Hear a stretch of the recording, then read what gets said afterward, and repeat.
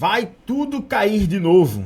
Mais uma afirmação aí do Augusto Bax, a gente vai trazer a nossa perspectiva. Eu só estou trazendo essa análise da opinião do Augusto, porque pelo menos 12 pessoas mandaram para mim perguntando a opinião lá no Instagram, compartilharam comigo lá no Instagram o post que o Augusto fez do print, óbvio, desse post aqui no Twitter, né? Dia 15 chegou e a correção começou, como eu tinha a expectativa que acontecesse. 2024 pode ser um excelente ano para comprar fundo novamente. Meu alvo para Bitcoin segue sendo 19.800 a 22 mil dólares e tenho a expectativa de ver busca de liquidez abaixo dos 24 mil logo no começo de 2024, os 2 primeiros meses. Altcoins tendem a sangrar bastante e é hora de acumular o máximo que puder. Posso estar errado, mas ainda não há sinais de bull market consistentes. E aqui eu acho que até existe uma divergência de fala, porque ele fala que pode estar errado de fato, claro, né? Mas ainda não há sinais de bull market consistente. Beleza. Tendência semanal segue sendo de alta. Qualquer correção deste período é compra. Ok, vamos então trazer aqui a minha opinião. E eu só estou trazendo essa opinião de fato porque muita gente veio me perguntar o que eu achava disso. Então, para ficar mais fácil, eu vou dizer o que eu acredito. Se você quiser saber a minha perspectiva completa, em 9 de fevereiro de 2023, eu compartilhei esse vídeo aqui que está passando acima, falando sobre as minhas considerações para o Bitcoin durante todo o decorrer de 2023. Assista esse vídeo e você vai entender se a nossa análise deu certo ou deu errado em cima dessas expectativas. Mas vamos entender a fala aqui do Augusto. Eu tenho que concordar com uma parte. O Augusto pode estar certo, só que ele só está certo, na minha opinião, por um único parâmetro, tá? E a gente precisa também ter atenção a esse parâmetro. Antes de, claro, a gente continuar, vou deixar aqui rapidamente a advertência de responsabilidade, dizer que nosso maior objetivo aqui vai ser passar informação. Antes de tomar qualquer decisão de compra ou de venda, é claro, você precisa fazer o seu próprio estudo. Para mim, sim, nós já temos estrutura de alta e como eu também já tenho falado há muito tempo, enquanto não houver fechamentos semanais acima dos 37.800, nós ainda não decretamos o início de corrida de alta. Porém, acreditar numa correção abaixo dos 24 mil, para mim, só se concretizaria em um cenário absurdamente drástico, em cima ou de algum cisne negro, por exemplo, uma Binance da vida entrar em falência múltipla, como por exemplo aconteceu com a FTX, um Tether da vida entrar em falência múltipla, ou por exemplo, uma crise global. E aqui é onde está o grande ponto-chave dessa questão. Vamos entender isso agora. Eu preciso que você preste bastante atenção nos seguintes pontos, porque sim, ele poderá estar certo se isso aqui se concretizar. Enquanto isso aqui não necessariamente se concretizar, eu acho pouco provável a análise do Augusto bater, né? Mas, primeiro ponto, dívida nacional norte-americana bate recorde e chega a 33 trilhões. Essa dívida dos Estados Unidos, por si só, ela é impagável. Só que, detalhe, isso aqui são os dados que são apurados lá de setembro. A dívida já está chegando aí, já está na verdade superando a marca, está bem próximo dos 34 trilhões de dólares. Então a dívida ela continua aumentando. Primeiro ponto é esse aqui, e esse aumento da dívida norte-americana é absurdamente alto, né? É algo assim, sem precedente, e não tem como ela ser pagada, né? E não há como essa dívida ser paga. Então, nesse contexto, existe aí um ponto onde sim, os Estados Unidos poderiam vir a quebrar. Segundo ponto, os Estados Unidos ainda mantêm a taxa de juros muito elevada. Então, se a taxa de juros está elevada, a dívida também continuará crescendo. Por quê? Conforme a taxa de juros é maior, tu está dando mais recompensa. Se tu está dando mais recompensa, a tua dívida vai aumentando. E aí, os Estados Unidos continuam no seu apertamento monetário. Aqui é basicamente quando a gente chega ao topo, a quase 9 trilhões de dólares lá em 2022, em abril de 2022. De lá para cá, os Estados Unidos tentam ao máximo possível conter essa reserva de dólar. Vale lembrar que de janeiro, né, de 2020, pós-cenário de crise sanitária, a gente tem uma saída ali de basicamente 4 trilhões de dólares para quase 9 trilhões de dólares. Então os Estados Unidos mais que dobrou a sua oferta de dólar circulante, e é claro que não vai conseguir trazer essa reserva de dólar para valores muito baixos. Por quê? Porque não existe mais uma confiança tão absurda na própria dívida norte-americana, apesar dela estar muito alta. A recompensa no dólar em si, ali a quase 5% ao ano, está excelente. porém chegando aí a uma queda não tão expressiva assim nesse exato momento. Na última semana, na última quinta-feira, houve a atualização dos dados e aí aproximadamente 7,8 bilhões de dólares é o que nós temos hoje em circulação. Beleza. Nós temos um governo extremamente endividado, né? Inclusive, esse governo extremamente endividado pode entrar em shutdown, ou seja, o governo pode basicamente fechar as portas porque não tem como, não está com dinheiro para pagar os seus próprios funcionários. E aí um outro ponto, dívida das famílias norte-americanas ultrapassam 17 trilhões de dólares pela primeira vez. Endividamento aí dos norte-americanos continuam subindo para novos patamares em um momento em que as condições econômicas estão se tornando cada vez menos estáveis.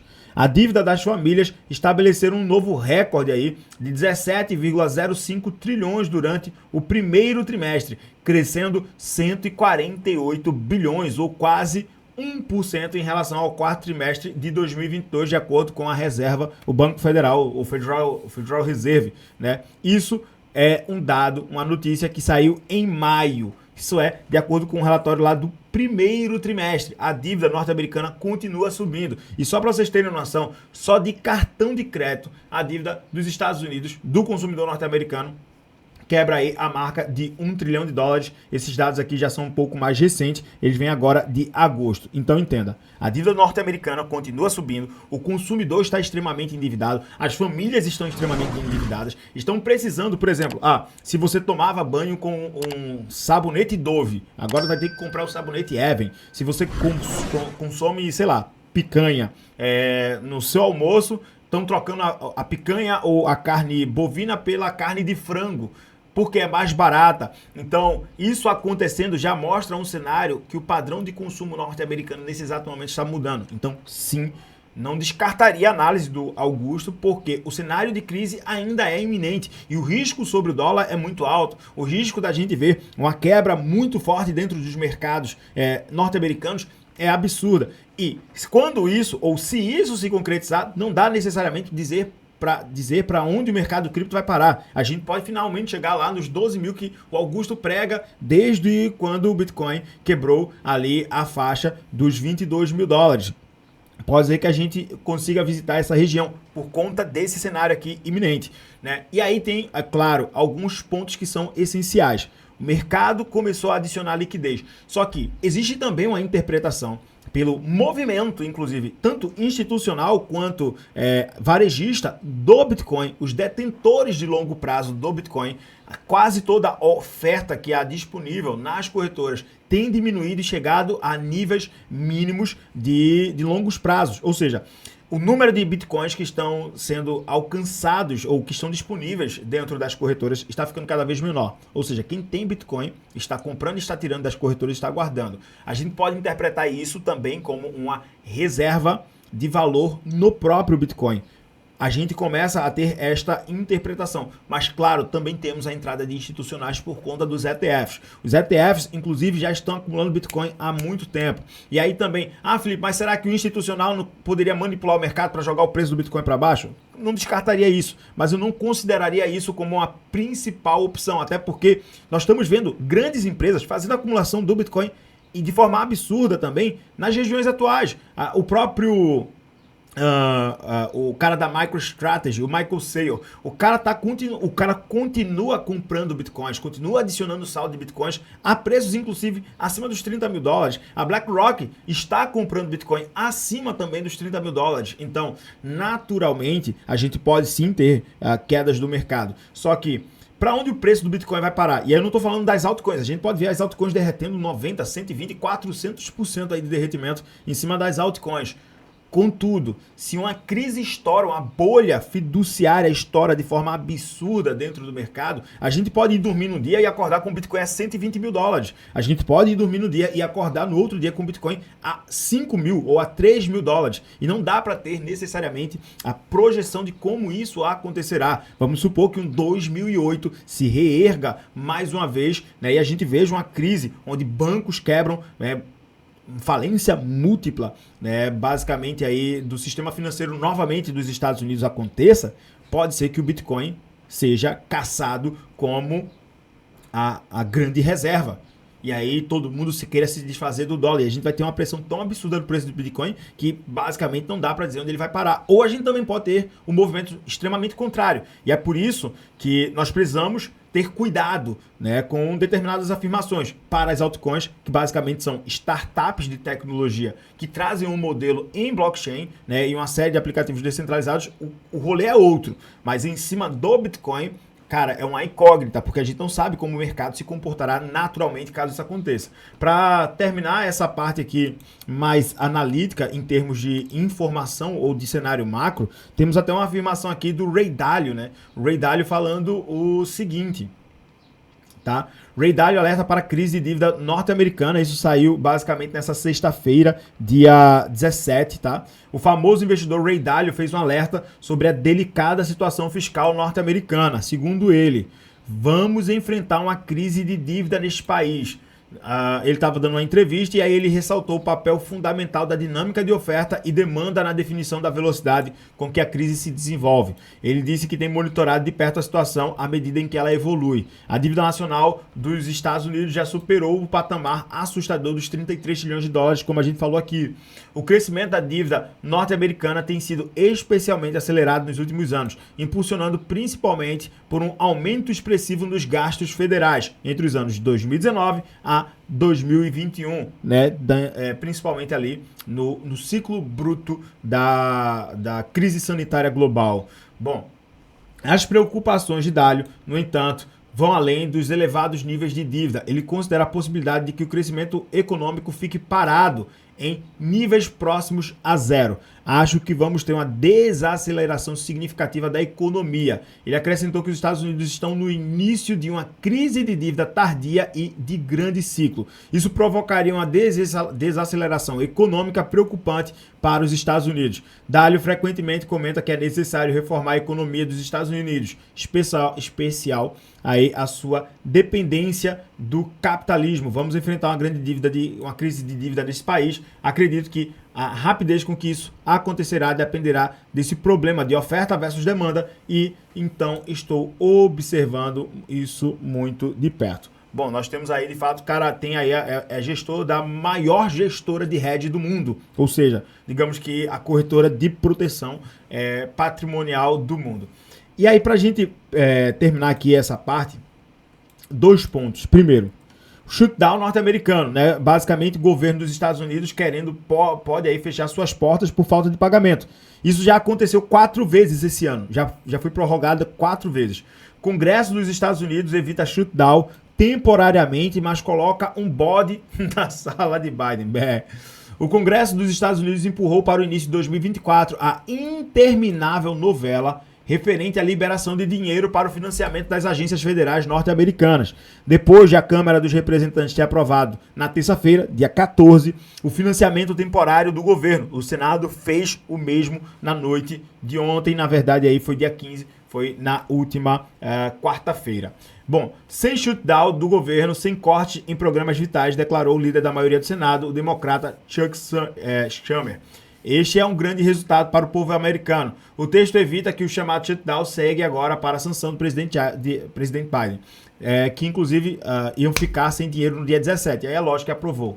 Tá? Na passagem de setembro para outubro, quando evitou a última hora a paralisação do governo, o Congresso aprovou um pacote temporário de financiamento que expirou, na verdade, no último dia 17, ontem.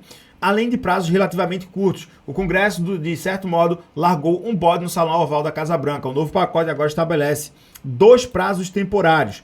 Parte das agências federais norte-americanas tem dinheiro garantido apenas até meia-noite do dia 12 de janeiro de 2024. A outra parte, recursos até dia 2 de fevereiro. Enquanto isso, a Casa Branca não conseguiu a liberação dos 106 bilhões de dólares para ajudar Israel e Ucrânia em suas respectivas guerras contra Hamas e Rússia. Então, Estados Unidos não tem dinheiro. Esse é o primeiro ponto. Estados Unidos não tem dinheiro. Nós temos uma crise iminente. O Augusto ele pode estar certo. Ele poderá estar certo. Contudo, naturalmente, a gente pode viver, inclusive, um grande período elevado de estagnação. O mercado parado, né? O mercado andando basicamente de lado por um longo período e é lógico dentro de uma grande caixa de lateralização absurda. Isso poderá acontecer. Um outro ponto que também vale a pena a gente destacar é, com a chegada dos ETFs, onde o mercado pode parar, a gente está vendo agora a BlackRock, eu acho que a Fidelity também fizeram pedidos de ETFs de Ethereum à vista, né? Provavelmente em algum tempo nós veremos isso acontecendo para algumas altcoins também, outras altcoins tendo pedido de ETFs aí sendo liberados.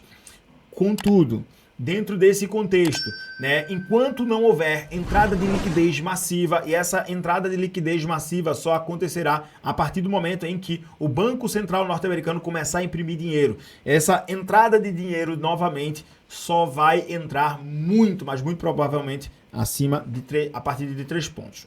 Entendimento do que acontecerá com a dívida norte-americana. 2, basicamente a gente também entender qual vai ser o reflexo do Banco Central sobre o padrão Doves e Hawkish. Basicamente a gente está num período de apertamento monetário, quando o dinheiro sai, o dólar sai do mercado e volta para o Banco Central. A gente precisa da expansão monetária, quando o Banco Central está devolvendo esse dinheiro novamente para os mercados. Só que o dinheiro agora, a recompensa sobre o dólar está muito alta e você pegar agora o dinheiro emprestado norte-americano é muito caro. Então, os custos de empréstimos, o custo para a economia crescer está caro. Então, muito provavelmente, a gente ainda não verá o mercado criando a sua própria liquidez, porque o dinheiro em si, o custo pelo dinheiro está muito caro. E aí, naturalmente, nós poderíamos sim ter uma grande crise e essa grande crise poderia nos levar a patamares realmente absurdos dentro do mercado. Vamos dar uma olhada, então, no Bitcoin, nos viéses de prazos mais altos para a gente entregar a nossa perspectiva. Bom, para quem acompanhou o nosso vídeo aí, lá de fevereiro, ou as nossas últimas transmissões que a gente apresentou até o recorte desse vídeo, tá? Nossas perspectivas era de fato que o Bitcoin oscilasse abaixo dos dos 25 mil dólares até abril, né? Depois de provavelmente abril até cerca de agosto, nós ficaríamos abaixo dos 30 mil dólares. E quem sabe depois de agosto, um comportamento do Bitcoin oscilando entre a faixa de aproximadamente 32 mil dólares a quem sabe 40 mil dólares. Na verdade, minha perspectiva é 42 mil.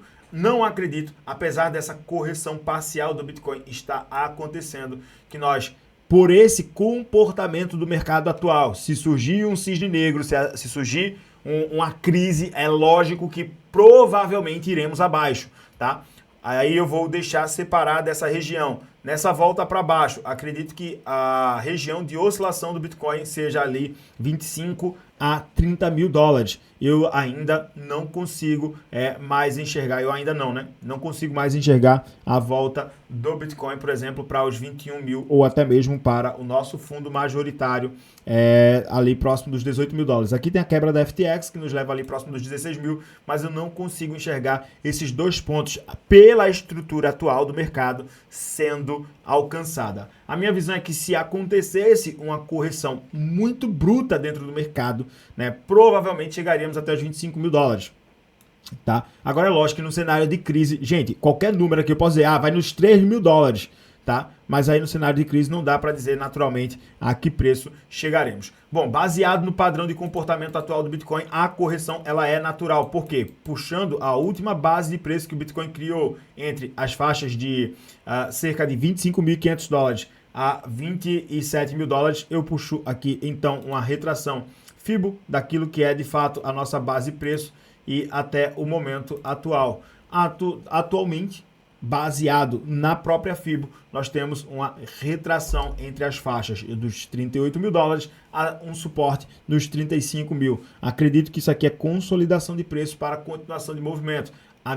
O meu alvo seria aqui especificamente a faixa no próximo nível de resistência aqui. Eu acho que essa região de equilíbrio a ser alcançada é uma região interessante, até próxima ali da faixa dos 44 mil dólares. Se isso acontecer, basicamente a gente também está fazendo um teste de resistência na FIBO. E aqui sim, próximo ali dos 42 a 44 mil dólares, acredito que o Bitcoin fará correções. E essas correções podem ser para as bases de preço dos 38 mil dólares. Por quê? Na base de preço atual, a nossa resistência, enquanto não houver fechamento semanal acima aqui, ó, dos 37.700 dólares. É porque eu tô puxando aqui os dados do perpétuo, tá? Tô puxando aqui dados do Bitcoin perpétuo. Mas enfim, a correlação dá quase mesma para Bitcoin contra dólar e Bitcoin em mercado à vista. Então, dentro dessa faixa, próximo ali dos 37.700 dólares, enquanto não houver fechamento semanal acima dessa região,